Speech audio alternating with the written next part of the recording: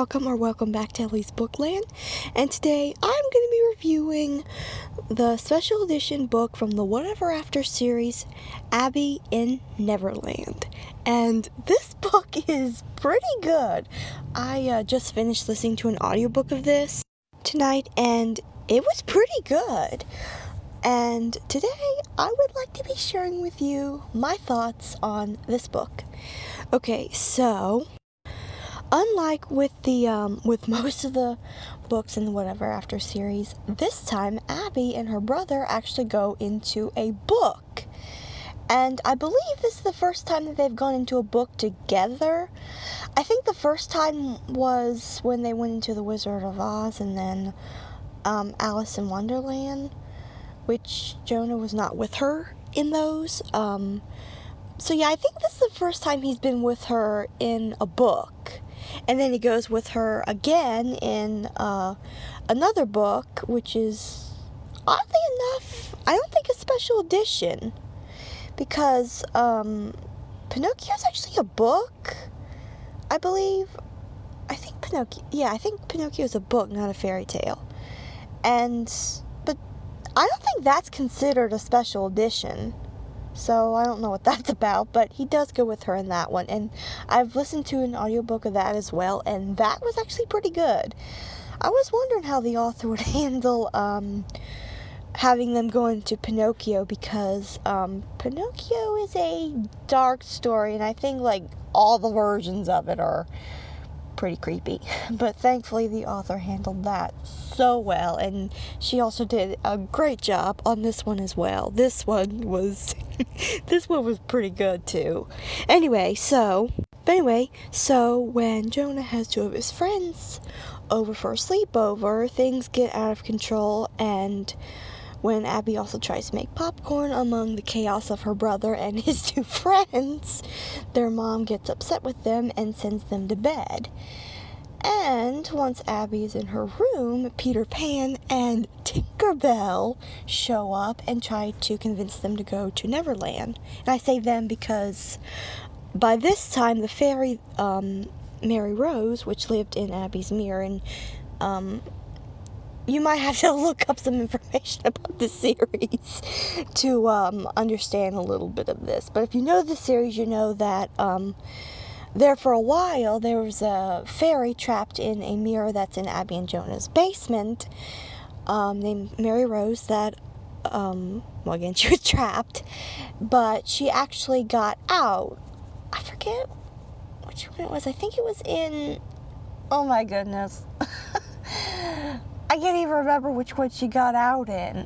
So Abby and Mary Rose don't want to go with Peter and Tinkerbell to Neverland, but Jonah and his friends want to go. And then Abby sees them leaving with Tinkerbell and Peter Pan, and she goes after them. And they arrive in Neverland, and she tries to convince them to go home. And now, I so saw this coming. In fact, when I heard it, I was like, called it. I knew that was going to do it. I just knew that, which is, Peter mentions to Abby that he could be the Lost Boys, which is now Jonah and his friends' mother. Just like he did with Wendy. You know, he had her be like their mother. And Abby's like, no. Now, this is something that, some Christians would probably be worried about. I mean, since the series does have magic in it, a lot of Christians probably wouldn't be comfortable with this series. But in this book, Abby does mention that some kids have two dads or two moms, because she's saying how moms aren't the only ones that like take care of you and cook and that kind of things, that dads can do that too. And she even mentions that some kids just have one parent. And then that's when she mentions that some kids also have two dads or two moms. So yeah, the book does mention gay couples, that some kids do have parents that are gay couples, which I know some Christians would probably not approve of, but since it was just mentioned and Abby doesn't mention anyone specifically, she's just saying something that is actually true. So yeah, I mean, I can see that some Christians would probably not want to continue this book. You know, we all have different convictions, so yeah, I can see that would probably bother some Christians, but me, since they were just mentioned, I mean, you know, Abby was just mentioning something that is true, and she wasn't mentioning anyone specifically, so yeah, I continued listening to it, but I just wanted to mention that because I can definitely imagine that some Christians would probably not feel comfortable with that. But hey, I think most Christians probably wouldn't like the magic that's in this series. I actually don't really have a problem with it. There are a couple books that I haven't listened to for certain reasons that involve like magic, because I believe a couple of the books do have witches in them. So yeah, but yeah, for those books or for this one or really any book, just I'll let that choice be up to you. I just wanted to let you guys know about that. But other than that, the book is pretty good. It's pretty good. And again, other than that, and of course the magic, which to me the magic isn't actually bad. It's not like dark, creepy magic. But anyway, so since it's late, they actually decide to stay in Neverland for the night. And then the next morning when Abby wakes up, they are actually gone. And when she goes to look for them, Peter mentions that Tinkerbell took them to see the dragons. And it's interesting because Abby mentions that there were no dragons in the original version. I haven't heard much of the original version. I know one time I listened to it, and oh my goodness, there was this long, boring part between the parents, Wendy and her brother's parents, and I don't even know what they were talking about. It was so boring. The book is very interesting because unlike with the other stories, all the events that happen in the original book of Peter Pan have actually already happened. So unfortunately, we never get to meet Wendy and her brothers in the book, which is kind of disappointing. I was hoping they'd pop up, like Wendy would pop up at some point, but unfortunately that didn't happen. But anyway, it was still interesting that for the first time ever, Abby and Jonah didn't actually change anything, which it would have been cool if they did, but I mean, it kind of makes sense. In fact, before I started reading this, or once I read it a little bit, I'm like, wait a minute, Peter Pan took place like in the 1900s, I think. Is that what it was? Yeah, I think that's when Peter Pan took place, like in the 1900s in London. I'm like, how is Abby and Jonah gonna get, like, in London in, like, the 1900s or whenever it took place? And I'm like, wait, how's all this gonna work, if I remember right? Because I think I did wonder about that when I was starting it. And then when they find out that all the events had already happened, I'm like, oh, okay, yeah, that does sound a lot better. That makes a lot more sense.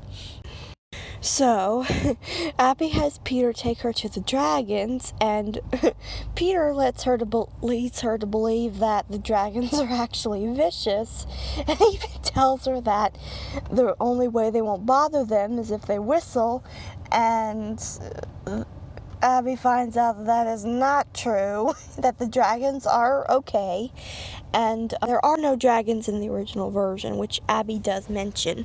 But it's interesting because in this book, they mention that the dragons are there because one of Jonah's friends actually likes dragons. And there's even flying crocodiles.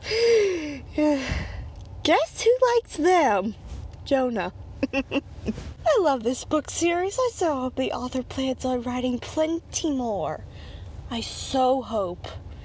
I mean, the new year's coming up. Hopefully there'll be a new book out soon. I mean, I know actually, I think the newest book just came out, so it might be a while before there's another one. If there is going to be another one, which I hope there will be. I really hope there will be. In fact, in one of the books, Abby even mentions that there's lots and lots of fairy tales. And most of them people probably don't even know about. I know I found a free audiobook on Audible one time that talked about, that read different fairy tales that I never even heard of before. And a couple of them were actually pretty good. But yeah, some fairy tales, it's no wonder that no one knows about them. Or hardly anyone knows about them. But Abby says that her grandmother read them all the fairy tales, so she probably knows about them. And that would be cool. I mean, the author did it with the 12 Dancing Princesses, and the only story I ever heard about that, for that fairy tale was the Barbie version, because there's a Barbie movie called the 12 Dancing Princesses. And that's the only version of that story I knew, other than now, that story. So I didn't know what happened in the original version. And I don't even know of any other versions other than that Barbie movie. So that was interesting for me, because I had no idea what happened in the original version, and I think most kids probably don't know the original versions, and that's one thing I love about Whatever Afters, because they do share what happens in the original versions, but the original versions tend to be, more so than not, pretty disturbing. And the way they go about it, like talking about the disturbing stuff, is really good. But anyway, so then Abby sees that Mary Rose is being kidnapped by this girl, and I think it was Tinkerbell suggests that they go talk to the mermaids. And it's interesting because Abby actually ends up teaching the mermaids how to sing Under the Sea, from Disney The Little Mermaid. So then they go into this maze, and once they come out of the maze, guess who's there at the end of the maze? The pirates and Captain Hook himself. And the way he's described, he actually sounds quite a bit like the Disney version. Like, they mention how he has this long mustache that like curls up like he does in the Disney version. And so yeah, I think that's probably the only time, other than with Peter, that they mention a character that has a very similar look to what they have that, are in the movies. Although I think Peter's really always had really the same look. And I guess Captain Hook has too, but... So the pirates capture them and take them to the ship, and Captain Hook offers them that either they can walk the plank or become pirates. And Abby's like, we'll become pirates, we're good with that. She's like, yeah, let's just do that, because she thinks that Mary Rose was actually on the ship.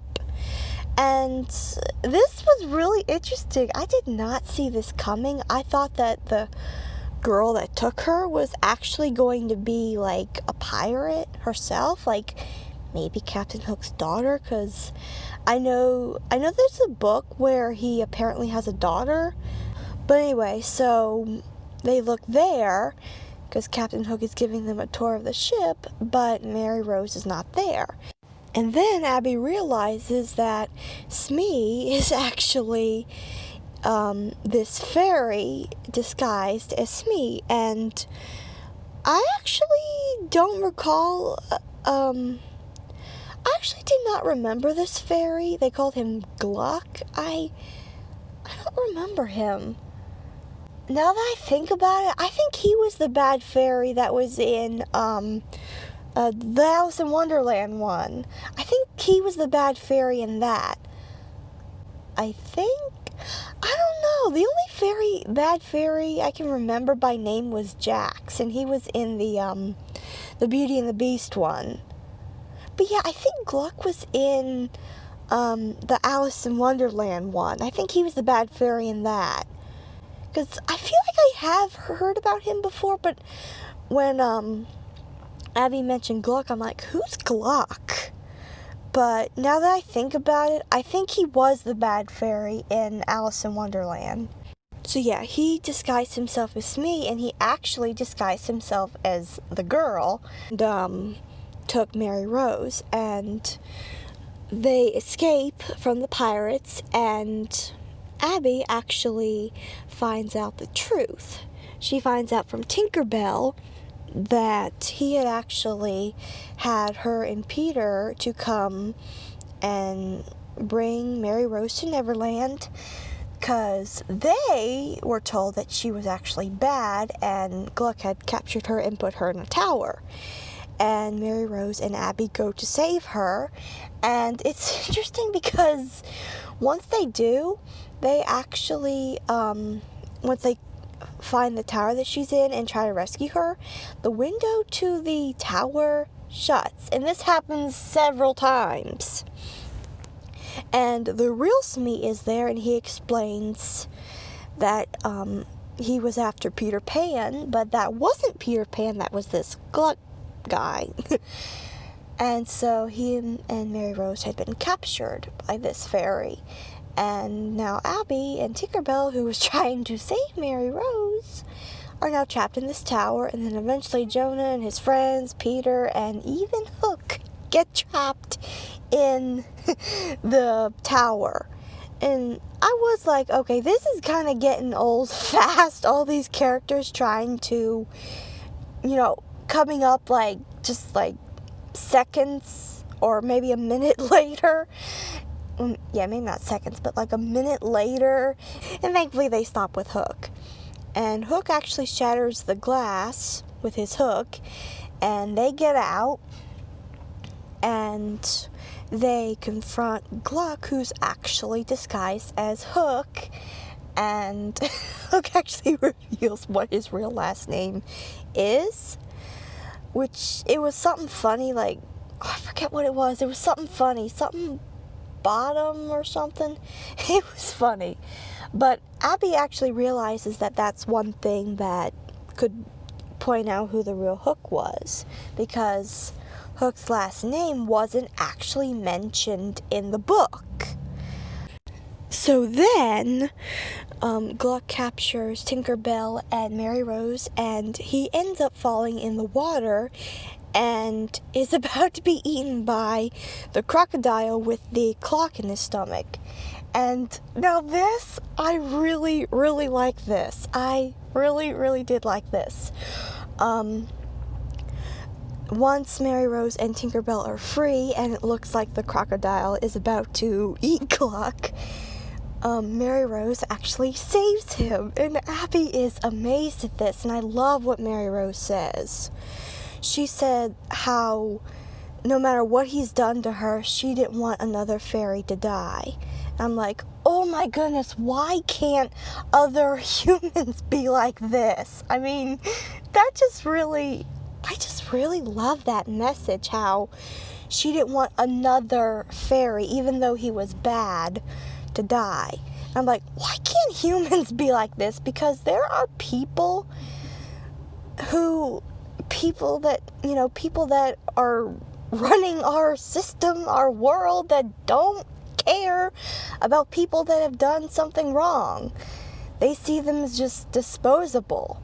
And I'm like, our world could so learn from this. I'm just like, man, if a fairy can have this much compassion for someone no matter what they've done to them, why can't we? It's like, come on, why can't we be more like Mary Rose in that respect? It's like, oh my goodness. And I am big on all life is valuable, even the lives of those that have done horrible things, even worse than what Gluck did. And I'm like, wow, that is just so good. It's really refreshing and good to see, let alone something like that, but to see that there are still things out there that share good morals in kids media, if it's, movie shows, books, whatever. It's good to see that that's still there, that is still out there. And I really have to applaud the author for that, because I just love that. I love what Mary Rose did. I love that message, and I'm like, the world so needs more of this. The world needs to see people as, they don't deserve to die, even if, or even be hurt in really any way, even if they have done something horrible to you or someone else. And just good messages and morals in general. We need more of that as well. It's like, it's so good to see more of that. I know, again, some people might not like it that the book does mention gay couples. But again, it just says that some kids do have 2 dads or 2 moms. No one is mentioned specifically. It's just something that is true in our world, and apparently true in theirs. It's just mentioned, something that's mentioned. Again, I can absolutely see how people would not approve of that, but, yeah. But still, other than that, this book is really good, and I absolutely love that Mary Rose saved him. And I also like that how his life was spared, but yet he was also punished. I'm like, lots of people need to take notice of this. Just lots of people need to take notice. Please. It's like, I'm so glad that there's still messages of mercy and justice out there in the world and in kids media. I'm glad that it's still out there, and I would love to see it get out there more. And just also other good messages and morals, because we need a lot more of that. That stuff is getting rare these days, and just when you find something that, where a character saves, like, someone who did something horrible to them, or just shows compassion to someone who's just, rude, they didn't necessarily, kill them or kidnap them or anything, but they're still, show them kindness and mercy. We still need more of that kind of thing out there, and other good morals out there in general. And I just love that I finally found something that shows that, that there's a more recent book that came out that has that, that has a good moral in it. And it's actually interesting because at the end of the audiobook, Emily Iden, that reads the books, or does the audiobooks, she even mentions how she feels like if more adults would read middle grade books, that the world would be a better place, because they have such good morals, with empathy, showing empathy and that kind of thing. And yes, I absolutely do agree with that. But unfortunately, good messages are good truths. Good truths to share with kids. Unfortunately, it's getting rare, but thankfully, when you do find it, it's wonderful, especially with it being so rare, and I would absolutely love to see it become less rare. Whatever the message is, as long as it's, a good, wholesome truth that could apply to anyone's life and help make this world better, I'm for it. I am for it. I want to see more of that. And that's, something I love about writing. And this lady whose name is also Abby, who's shared about writing, she's shared how, you should write the kind of book you want to read, and how when you're finding your message for your story, have it be a message, as she says, that you want to scream from the rooftops. And that's what I love about writing, that you can include messages or truths, like she calls them truths. And I think that's a good non-preachy way of saying message or lesson. I actually do like the way she words that. But yeah, that's one thing I want to do with my writing, is share truths that I would love to scream from the rooftop, so to speak, and that I would love to see more of, to write the kind of books I want to see more of. I even heard somewhere that this famous writer, I forget who he was, but he told his friend that there aren't enough of the kind of books that, they enjoy, so they're gonna write the kind of books that they wish were out there. And I feel like people that, love to write, they can do that. They have that chance to put out there the kind of media that they wish was already out there. And that's one thing I just love about writing. It's like whenever there's something not out there that you wish was, you can be the one to put it out there. And I just love that. I want to make a video sometime about writing advice, like motivation kind of writing advice or something. And I might do that sometime. So then, Captain Hook has Gluck taken to the dungeon in the ship, and that's, what I like about that. He was punished, but he wasn't killed, and I just love that. And I think the punishment for him was decent, because Hook did mention before, and he even says that he's, been wanting a fairy. And Gluck does seem to be a very powerful fairy, plus he'll be a prisoner. And Hook actually kind of was redeemed at the end. So, yeah, I just felt proud of the way the author handled that. It's like, the world could take some lessons from you. The world could take some lessons from this.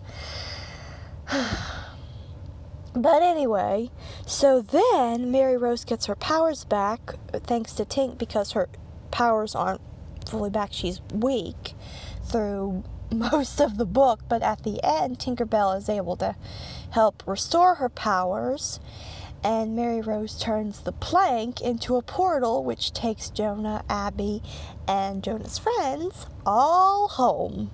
And Jonah's friends, thanks to Tinkerbell, but even before Tinkerbell sprinkled pixie dust on them, they were like, was that a dream? And then Tinkerbell has them to not remember it. So, yeah.